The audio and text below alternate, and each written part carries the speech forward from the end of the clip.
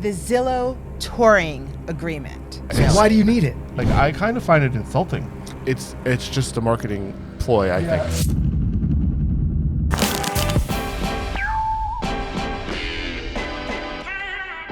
Okay, guys, today we're going to talk about something that, well, I have no words for it, but it's the Zillow touring agreement. Are we going to Europe? No. It's kind of weird. Right? What is a touring agreement? It's sort of like a buyer's agreement, but not at all. So not at all. It's a piece of paper that has no value. It's something extra for you to make someone sign just to go with them to the house. Yeah, I think it's, I've just read it recently, obviously, because this just came out. And I think it's just a way for Zillow to try to make consumers comfortable. I think it's really not their place to get involved in this at all. And My initial reaction is it's funny to me that Zillow's coming out with this before the NAR. And why? Yes and no. Just so you know, recently, I guess a week, maybe 2 weeks ago, the New Jersey chapter of NAR, they just did a buyer's agreement change. So they had a whole webinar. It was like an hour and a half, 2 hours on different points that they've now put into a new buyer's agreement to sort of go along with the changes that are happening with NAR, blah, blah, blah, blah. But this is just weird. It doesn't have any teeth whatsoever. You just have someone sign it to say you're going to show them a house. I think, and it's a great move by Zillow. But remember, I'm not a Zillow rep. I don't work for Zillow. I'm a brokerage. I represent my team of agents, and I'm in a different space than Zillow is. I think that they're trying to stay on top of the real estate market. And, now there's different competitions out there. There's homes.com, which is a different company. And, everybody's fighting for market share of who's going to go to their website. And they're trying to tell consumers, we care about you. We're creating a safe space for you. We're going to have this agreement signed to protect you. And it's just a marketing ploy. I think. I was gonna say, is it just a marketing ploy? Because at the end of the day, how does Zillow make its money? From selling leads to sell agents, the leads, right? And they want to control that space. And who knows? Eventually, Zillow, they have brokerages already. They can buy houses. Zillow is in a huge position to do kind of whatever they want. So I get why they're doing it. I just think that from my perspective of running a brokerage firm, I think they should leave this to us as licensed real estate agents. That's our job. To me, as someone who has their license and is an agent, it's just confusing to me. Everything's confusing right now with the settlement and what exactly is going to happen, and is it going to happen in July? What exactly happens in July? Well, how do things change? Out in July. Our book does come out in July. That's very exciting, and that's going to teach real people estate investing made simple. But go ahead. Yes. But with NAR. Well, that's the most important event of July for sure, and people could pre-order the book and on you Amazon. don't need to sign a touring agreement or a reading agreement to read that book. Yeah, and it'll teach you how to invest in real estate successfully from skilled people. Let me tell you what their press release says. What our touring agreement does. Our touring agreement, which expires 7 days and covers touring activities only, does not require compensation or exclusivity. That is by design. We believe any negotiation of compensation and what it will look like for the buyer and agent to work together should happen after they both meet and feel ready. At that time, when an additional agreement is signed, the buyer and the agent should be aligned on all terms and expectations, including compensation with no surprises. So this is literally an agreement just to say, I'm going to show you the house, but it has no terms in it. Yeah, really. Why do you need it? You don't need it. It's just like, let's take an analogy for all the single people out there. Like, it's like if you're going to speed dating, you have to sign I don't know this, but it's like sign up before you go on the speed dating. Sign a marriage license, but not. Saying that you're going to do X, Y, and Z, then go speed dating, and then if you want to get married, then you sign another agreement. It's like, you don't need this. I think it's going to confuse everybody. Yeah. People are going to think they already signed a buyer's agreement, when in reality, they didn't sign anything. Correct. It makes no sense to me. But I get it from a market. It's all about marketing. It's all about, people know that this is out there. Zillow is trying to control the space. Zillow is trying to get people to commit, and people have all different levels of smarts when it comes to real estate. So when people sign something, they feel a commitment towards it. They feel an obligation towards it. So here, they're signing this agreement.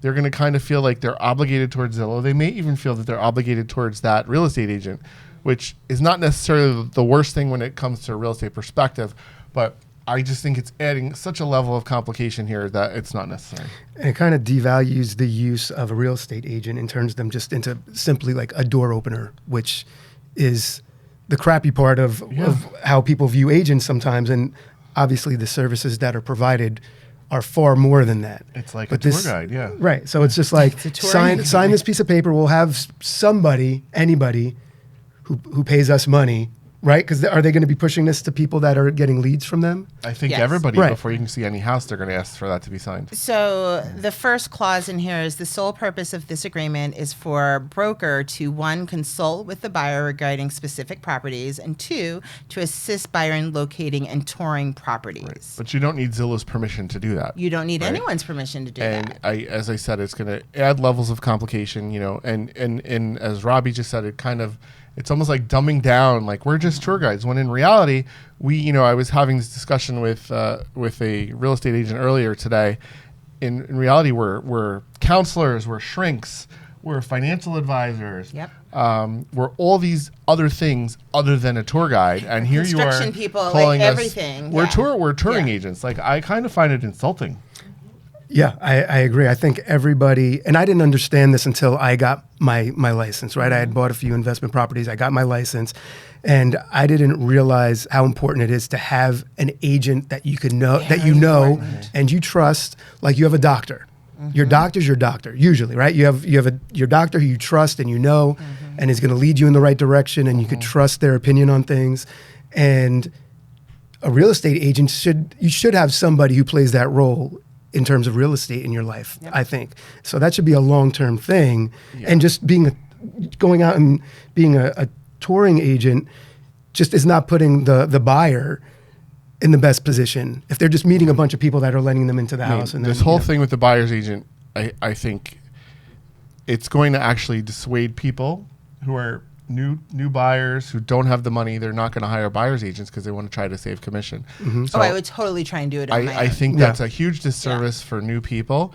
I've been doing this for 20 years, and I still hire a lawyer to do my transactions. I don't do my own closings. I may do some of my own leases, but that's because I've paid a lawyer to write a template, and I do it over and over again. But for closings, you need this, and people are spending a ton of money to buy properties, and they're going to go out and wing it, or they're going to think they have a tour guide who, like, what the heck? This makes no sense to me. I think they're going to start taking advantage also. So you sign this with someone, and then you're going to expect them to be at your beck and call to open up any house that catches your eye, whether you want to buy it, whether you don't want to buy it, you just want to see it because you want to see what an indoor pool looks like, whatever it is, they're going to use that person. And this specifically says buyer shall not owe or pay broker any fee for touring services. I mean, it could work either way. It could because people today are not loyal. Nope. Not at the beginning, and they'll go and they'll date 50 different real estate agents before they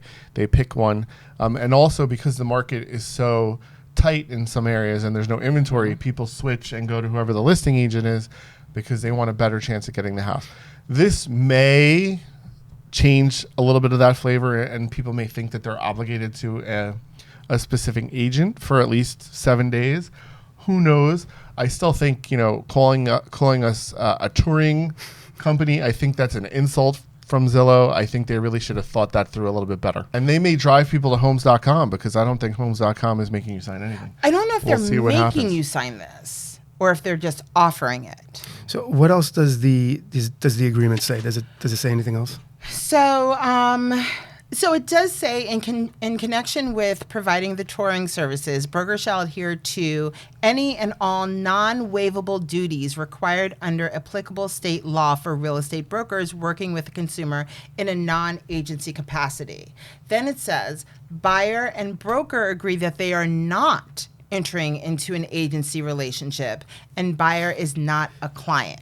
So it's like hire my friend, but not really. Right. So it's really not saying anything. It's saying that you're not in an agency relationship, but that your broker has non-waivable duties. The same non-waivable duties that they would have no matter what, if they're talking to you in the capacity of being a licensed real estate agent. Yeah. So that's, there's just so much confusion. Zillow is a big monster company. It is. Okay. They have a lot of people, a lot of money, and a lot of power behind them.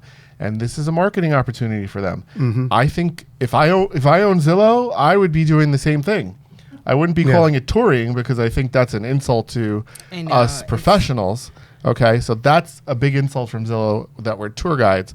But I think that the concept from a Zillow perspective, you gotta control market share. I mean, we do that with other areas when we go out and sell things. We're like, let's worry about the market. And I tell you this all the time, Noel. Let's worry about market share. Correct. And all the other stuff is secondary, because if you can control the market share, then you can figure out the sales part later. You know, if you worry about the sales but don't control the market, you're missing out. You have no always people. have to control the market. Right. So that's what they're trying to do here. So I think kudos to Zillow for trying to control the market and take advantage of this opportunity. So what happens if somebody doesn't want to sign that? They get ejected from the internet.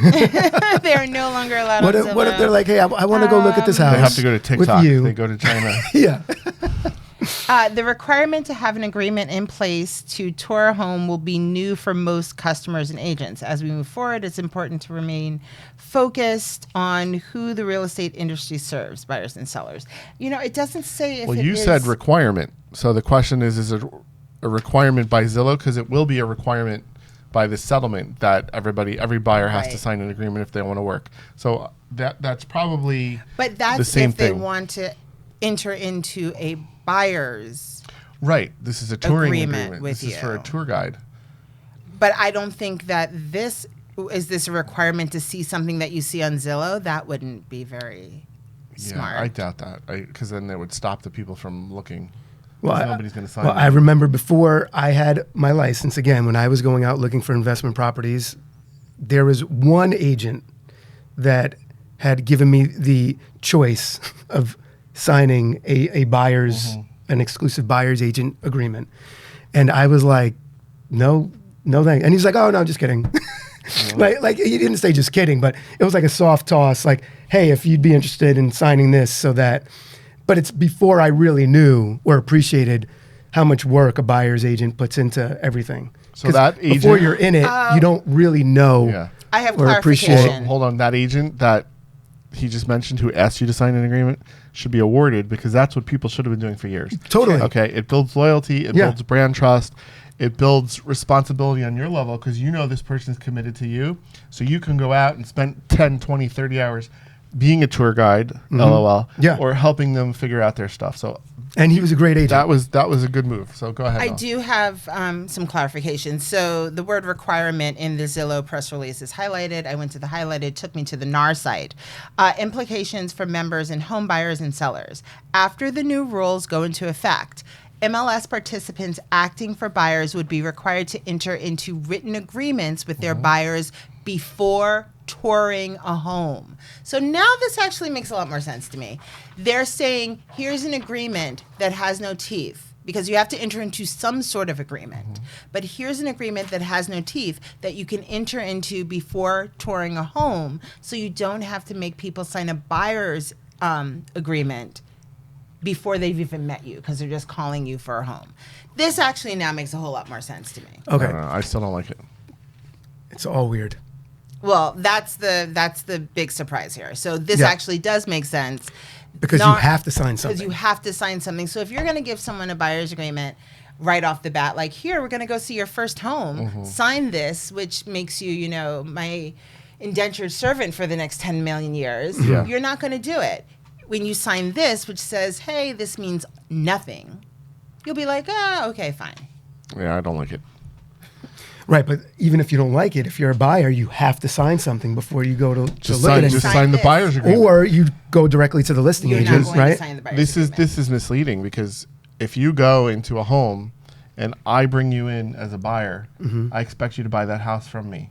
Okay. Right. Well, if so you're the signing a procuring touring cause. agreement, it's like, I'll tour the home through you, but now you can go sign a buyer's agreement with someone else and buy that house. You can. Oh, that's a great. Yeah. So, what is this doing? but then is procuring cause a thing now? that's so hard to prove. You know what I and mean? There's Like so if- many strategies behind that. It's So I think that this is just a way. It's just a way for more complications.